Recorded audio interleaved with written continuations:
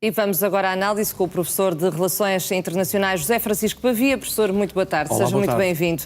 Começamos aqui por estas declarações do presidente Trump a propósito da Groenlândia. Diz que os Estados Unidos têm de adquirir a Groenlândia, seja a bem, seja a mal.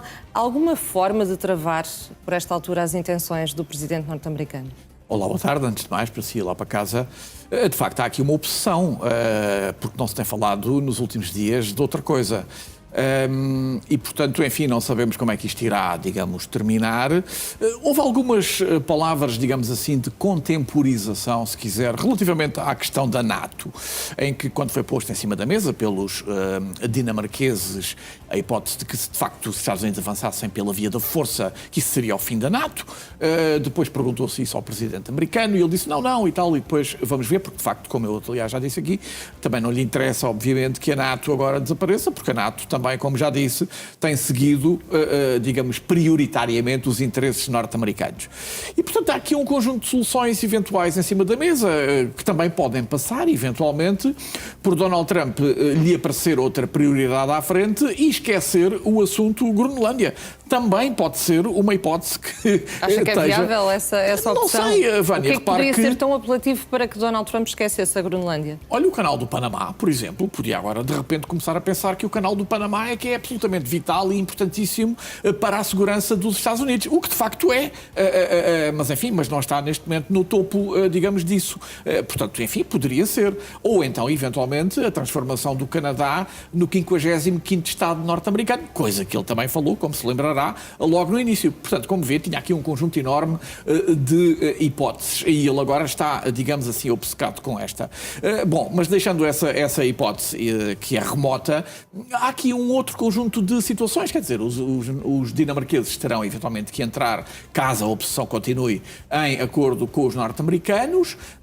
Repare que esse acordo é possível, aliás, ele já existe verdadeiramente, existe um acordo desde o início da Guerra Fria, em que os norte-americanos podem, por motivos de segurança, utilizar, digamos assim, as instalações, inclusive têm lá uma base neste momento na Groenlândia, e portanto esse acordo pode ser estendido e alargar, digamos assim, o âmbito das operações norte-americanas, digamos, nessa ilha. Poderá ser, eventualmente, e a Dinamarca ceder um pouco mais, se quiser, mantendo mais ou menos o status quo, cedendo nessa questão que é transcendental para os norte-americanos. Por exemplo, poderia ser uma hipótese, daqui salvaguardava-se a face, digamos assim, dos dinamarqueses, os habitantes da Groenlândia continuariam mais ou menos na mesma e os norte-americanos e o presidente americano ficariam um pouco mais felizes com esse acesso, digamos assim, às questões de defesa e segurança e geopolíticas e geoestratégicas, se quiser, da Groenlândia. Enfim, é uma hipótese que eu avento aqui. Vamos ver se poderá ser essa a solução que... E se Donald Trump vai ou não manter essa obsessão, como diz o professor. Exatamente. Olhamos para o caso da Venezuela. A presidente interina, Delcy Rodrigues, manifestou vontade de visitar a Casa Branca já na próxima semana, mais concretamente na terça-feira. Um real interesse para Donald Trump este encontro? Sem dúvida, mas digamos que Delcy Rodrigues poderá encontrar-se com Maria Corina Machado, que pelos vistos também vai à Casa Branca na próxima semana, enfim, eventualmente será no outro dia, para se discutir as coisas. Repare, Vânia, que poderemos ter no dia da manhã, caso a situação da transição democrática na Venezuela avance, duas candidatas ao lugar, ou seja, digamos uma evolução na continuidade, que seria representada por Delcy Rodrigues, e depois, digamos assim, aquela que toda a gente estava à espera que fosse a escolha de Donald Trump, e que pelos vistos não foi, pelo facto de ter ganho o Prémio Nobel da Paz, ele não lhe perdoou isso, e portanto, obviamente que, mas poderá eventualmente ser ela a encabeçar, digamos assim, a lista da oposição nesse eventual pleito eleitoral, que todos esperemos que venha a acontecer, porque no fundo é isso que era um dos objetivos desta intervenção americana. Repare que a grande questão era que Nicolás Maduro era um ditador, então se era um ditador, teremos então que avançar para uma transição democrática que obviamente se irá consubstanciar em eleições. A outra grande questão do narcotráfico. Bom, isso já caiu também, porque como vimos, uma parte significativa desta clique que restou e que se mantém no governo na Venezuela também tinha mandados de captura internacionais, digamos assim, emitidos pela justiça americana, relativamente exatamente às mesmas questões. E quanto a esses não houve, digamos assim, grande problema e eles mantêm-se, mas agora digamos assim, Donald no poder. Trump também já não fala propriamente do narcotráfico, não é, professor? Pois, agora agora já não... mais na questão do petróleo. Exatamente. Assumidamente. E ontem houve aquela interessantíssima reunião com os executivos das companhias petrolíferas, onde, mais uma vez, eles foram exortados para investir agora na Venezuela, mas há aqui um problema, como aliás há sempre nestas decisões de Donald Trump, é que depois, em canais, digamos assim, mais ligados às questões económicas, os mesmos executivos foram entrevistados e disseram que têm grandes dúvidas e reticências relativamente àquilo que é preciso fazer na Venezuela. Porquê? Porque para se fazer esses investimentos é preciso tempo, é preciso 5, 10 anos pelo menos, e obviamente é preciso estabilidade, é preciso segurança, e daqui a 5 anos Donald Trump em princípio já não estará na Casa Branca. E portanto esses executivos disseram exatamente que não sabem o que é que poderá acontecer depois disso, e têm o exemplo passado da indústria petrolífera ter sido nacionalizada no tempo de Chávez, e portanto têm essa insegurança, e portanto vamos ver em que dia e em que circunstâncias é que esses executivos norte-americanos e, no fundo, digamos, o universo petrolífero internacional irá outra vez olhar para a Venezuela como um destino apetecível de investimento. Professor, e por falar em inseguranças, quando se fala disto que aconteceu na Venezuela e que tem vindo a acontecer, há outros países que também se sentem inseguros, nomeadamente o México. A Presidente do México já se veio mostrar disponível para fortalecer a comunicação com os Estados Unidos. Sim. Mostra bem o impacto que esta ação norte-americana teve, a ação norte-americana na Venezuela tem no resto do mundo. Sem dúvida, e há ali 4 países que estão nessas circunstâncias. O primeiro era a Venezuela, obviamente, depois os outros 2 são Cuba e a Nicarágua, que são também governados por ditaduras, digamos, de esquerda, se quiser chamar-lhe assim, e depois temos o México, que neste momento é liderado por uma presidente, Claudia Sheinbaum, que é mais à esquerda, se quiser, mas obviamente é democraticamente eleita, mas o México, que esse sim tem um enorme problema com o narcotráfico, com a atuação dos cartéis, e portanto que atingem profundamente os Estados Unidos, e portanto, se calhar, digamos, o objetivo de Donald Trump deveria ter sido começado pelo México e não, eventualmente, pela Venezuela.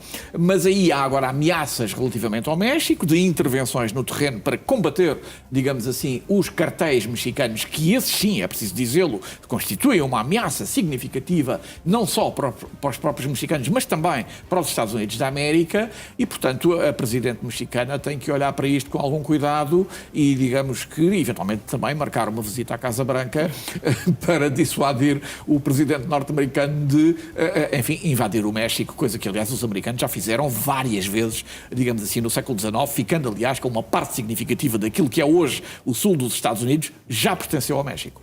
E Cuba pode estar mais aliviada por esta altura ou não, professor? Até porque Donald Trump descarta para já que haja uma intervenção mais musculada, digamos assim, sim, em Cuba, mas também, por outro lado, diz que o regime cubano está por um fio, apesar de salientar a resiliência do povo, mas diz que o regime está por um fio, é mesmo esta a expressão utilizada. O regime cubano está lá desde a passagem de ano de 1959 para 1960. Foi exatamente nessa altura que Fidel Castro tomou o poder.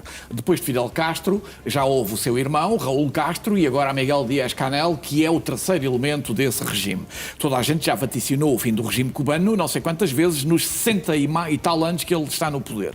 Houve um período crítico para o regime cubano, que foi o fim da União Soviética. A União Soviética era, digamos, quem fornecia tudo aquilo que era o alimento do regime cubano na altura. Pensou-se que nessa altura o regime cairia. Não caiu.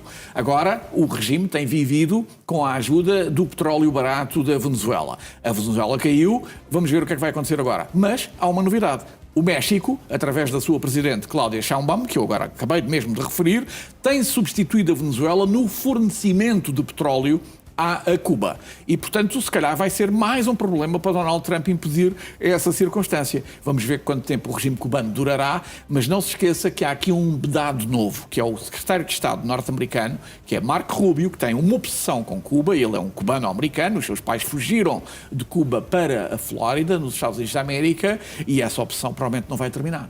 E a situação da população cubana está cada vez mais fragilizada. Por esta altura há uma miséria generalizada em Cuba. Professores, olhamos também aqui para o que vai passar-se na segunda-feira, o Conselho de Segurança da ONU, relativamente ao ataque, este ataque em larga escala da Rússia à Ucrânia.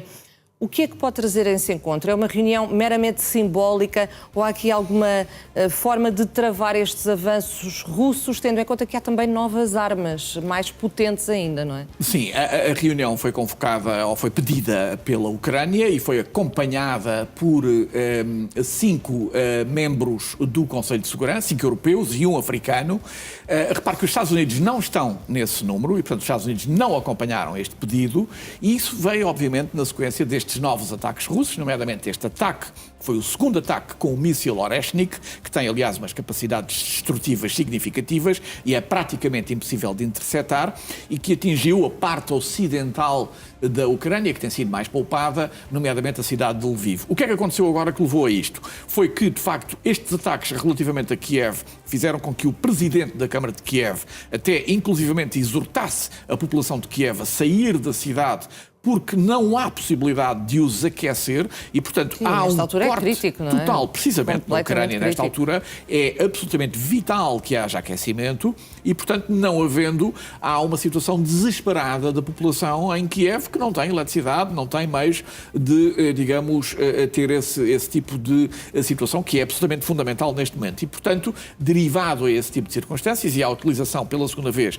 desta nova arma que tem este efeito destrutivo, há este pedido. Agora, se me disser o que é que vai acontecer, olha, se calhar o mesmo que aconteceu na última reunião, que também foi pedida, como sabe, relativamente à captura, ou rapto, como quiser chamar-lhe, de Maduro. Aconteceu alguma coisa? Bom, houve uma discussão, houve condenações, mas digamos não há assim. avanços concretos. Pois, o problema das Nações Unidas e do Conselho de Segurança em concreto é exatamente isso. É que desde que foi criado, tem 5 membros permanentes, como sabe, que têm direito de veto e, portanto, quando as coisas os atingem, e neste caso seria a Rússia que seria atingida, é óbvio que ela iria vetar qualquer resolução que pudesse dali sair e, portanto, obviamente que passará mais uma vez por um conjunto de discursos e de diálogos e de condenações verbais, mas depois, em termos práticos, praticamente nada irá acontecer. Professor, creio que ainda temos tempo aqui para uma questão final. O Irão também está a ferro e fogo, os hospitais sobrelotados, uma situação muito crítica, com a oposição também a apelar a que saiam todos à rua ainda a tentar inflamar mais os ânimos. Donald Trump também já deixou um aviso, diz que está a acompanhar a situação de perto e que, se houver mais mortes, os Estados Unidos também não vão hesitar em agir. O que é que podemos esperar nos próximos tempos? Eu diria que já esperámos muitas vezes que isso acontecesse e que houvesse, no fundo, uma mudança de regime e, de facto, desta vez há aqui um conjunto de circunstâncias novas que vale a pena rapidamente elencar. Desde logo, há uma figura da oposição, que é o filho do Shah, Reza Pahlavi, coisa que não existia antes. É evidente que não é propriamente uma figura consensual, mas pelo menos representa alguém que poderá, digamos assim, encabeçar essa substituição de regime. E depois há todo um conjunto de circunstâncias internacionais que fizeram enfraquecer sistematicamente o regime do Irão. Desde logo tudo aquilo que temos vindo aqui a noticiar, desde os seus proxies que foram praticamente eliminados, os próprios ataques de Israel e dos Estados Unidos digamos, à cabeça, se quiser, do regime iraniano e das suas figuras mais importantes, os ataques ao seu sistema nuclear e, portanto, há aqui um enfraquecimento sistemático do regime que, neste momento, pode estar mais propício a que haja uma mudança. Quem irá corporizar essa mudança e de que modo é que isso irá acontecer? Bom, isso é sempre uma incógnita, mas esperemos que não haja um banho de sangue e que alguma coisa possa acontecer. Professor José Francisco Pavia, muito obrigada. Obrigado e um também. bom dia. Obrigada.